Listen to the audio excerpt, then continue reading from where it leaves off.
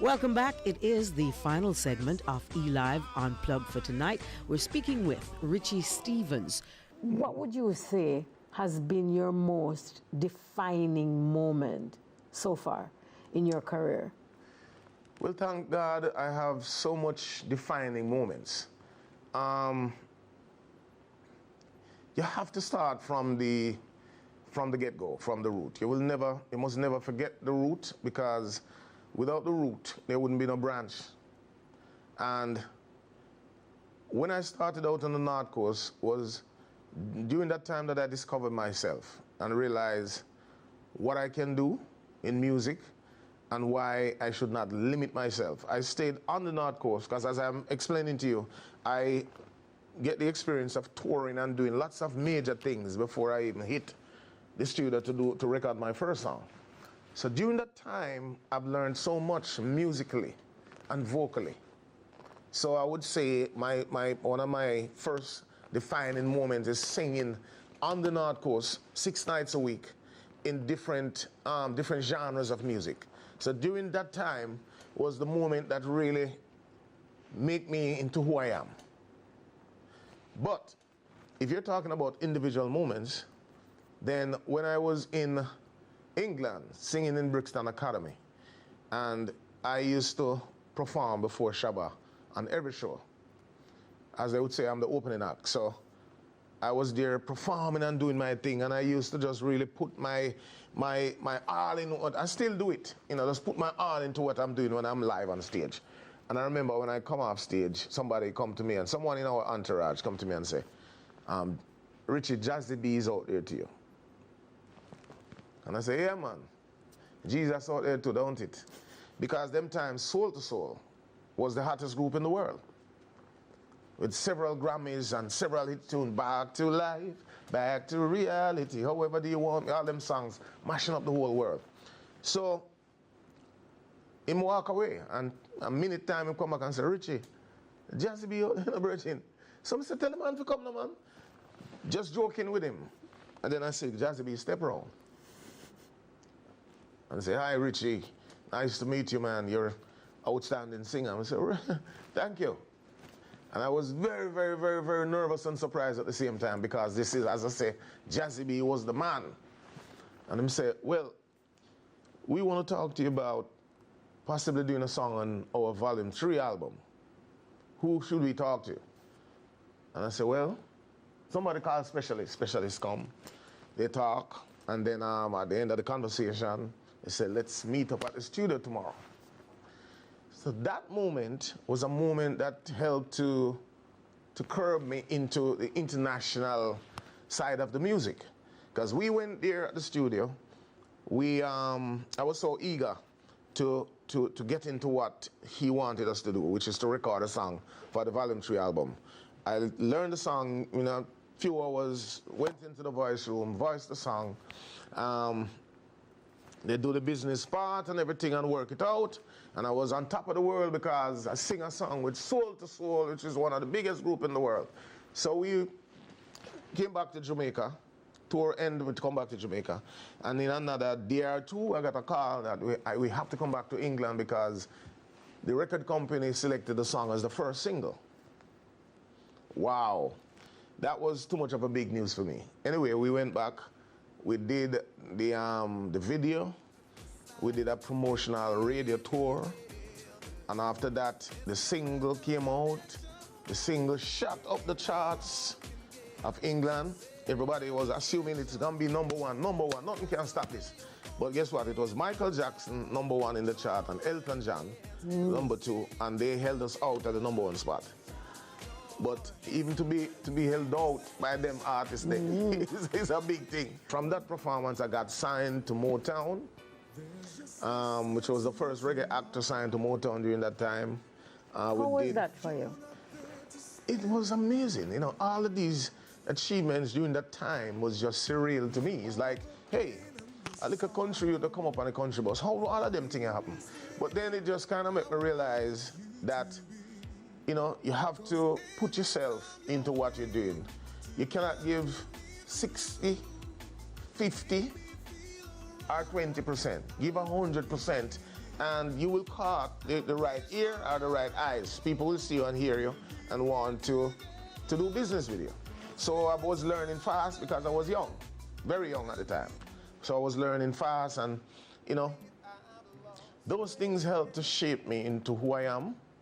And I haven't changed all of that, none of that principle. I still operate at that level and doing what I'm doing.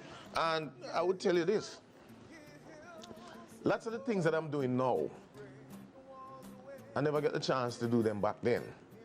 But people in Jamaica would not know, because our music has changed so much now that lots of us who are out there doing great for our country, Jamaica, people don't know.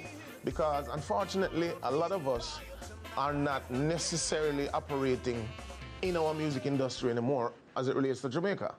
But we're out there vibrant, we're out there working day by day and doing big things for this country that we love. Why is that happening? I think our music naturally just shut out some of the main practitioners. Some of the people with whole heap of experience, people with serious talent, people who have the know-how, people who can teach some of the youngsters about how to operate, how to handle themselves in the business, are not really operating here anymore. And the reason being is that I'm not saying that we must not evolve and we must not support the youngster to make the industry grow. I'm saying the industry should be able to accommodate different people, different music, and different vibration. Because that is what's going to make us a vibrant industry now. But the industry shrink, gone down to one little something so, that we don't even have shows anymore more than so. We don't have variety in the music. Because remember, you know, Jamaica is the only country in the world that present 8 distinct genres of music in the latter half of the 20th century. What are the 8? Naya Bingi, ska, rocksteady, dancehall. How much am I gone? 4. 4? Mento, Gere, you know Gere? Eh? Yeah, man. You know Gere? Yeah, man. So I gone 6. Dub, 7 I gone. Mm-hmm. And there's another one. Reggae. Me not mention reggae. All right, so all these genres are popular. You see, well, I don't understand, you know. I do not understand. I try to understand it all the time, and me just stop thinking about it because I'm puzzled. There are so many neighboring countries to Jamaica that all we know of them is one style of music. If there are other music, we don't know. And that one style of music is not even an international music around the world. What I mean by that, I'm not in Europe or Japan and seeing artists doing that genre of music. But yet, there are so many genres of music from this great island called Jamaica that are big out there in the world. Whole heap of dancehall artists all over the world, non-Jamaican. Whole heap of reggae artists are all over the world, non-Jamaican. Whole heap of ska band all over the world. That means we are really one of the leaders of music in the world. But yet, we as Jamaicans, we don't operate like we're great. We don't operate like we recognize what we offer to the world. We still narrow it down to probably 2 genres of music. Most people out there in the world do not know that ska music is a Jamaican genre because we don't claim it. I'll tell you some things, Julie. The more I travel, is the more I learn how great Jamaica is and how this small little dot on the map means so much to world history. We've contributed so much, but yet we operate like we don't know. Why are we doing this to ourselves? I don't understand.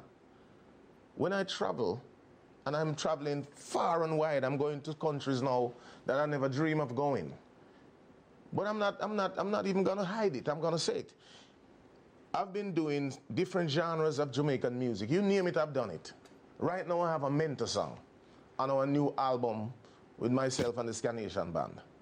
And because of my doings in utilizing the Jamaican genre, it's appealing to a lot of people worldwide.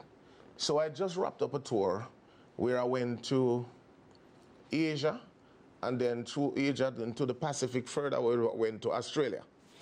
Asia, I went to Hong Kong in China, then I went to Vietnam, in Singapore, then to Sydney, Australia, and Melbourne, Australia. I've never been to any of these places before. But now, what I'm doing is reaching far and wide, and I'm now given the opportunity to go to these places based on my input in the music and what I'm doing with these great Jamaican genres of music. It is touching different continents, and I'm very, very grateful. And I have to share the experience. I have to tell my fellow Jamaicans about it, especially to the young youth. Them. So listen, nobody feel like you can use scam music. Buju Banton, I hear Buju Banton say something long ago when Buju start tour. I hear Buju say in an interview, touring open up my rasta because I know now say I must do some scam music. I can't just do music for my brethren them on the corner. And what Buju mean by that is that when him start doing set and perform different styles of Jamaican music, him satisfy the crowd in a way that him couldn't afford if he never did have them song in them set. Because a lot of people come to your show to see what you have to offer. And when you offer depth and show them that you're not one-dimensional, you can do this and you can do that. Because Jamaica, you don't even have to stray to do different music, you can do several genres of music that was created here in Jamaica. So we are appealing to the industry that, we need to own these genres of music that was created by some great people before us. We need to own it. We leave it out too much. You understand? And then we have a style now that we quarrel and cuss about people are thief for music and this and that. Nobody not thief no music. We are giving it away by simply turning our back on our own.